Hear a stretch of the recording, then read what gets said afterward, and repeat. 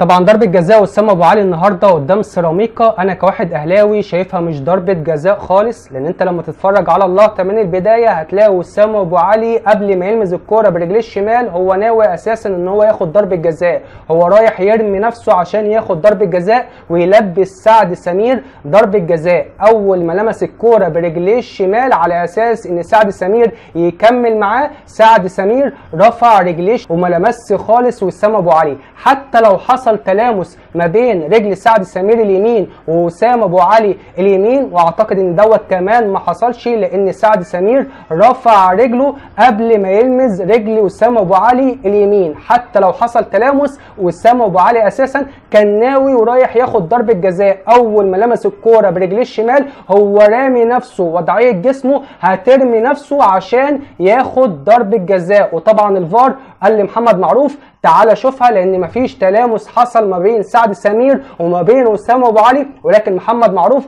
برضك راح اتفرج عليها وشافها ان هي ضربه جزاء، مش عارف بأني منطق وعلى اي اساس. وانا كواحد اهلاوي شايفها مش ضربه جزاء خالص، ضربه جزاء ظلم جدا. بالعكس بقى وهقولها واجري على الله، هي كمان انذار على وسام ابو علي نتيجه السيميليشن.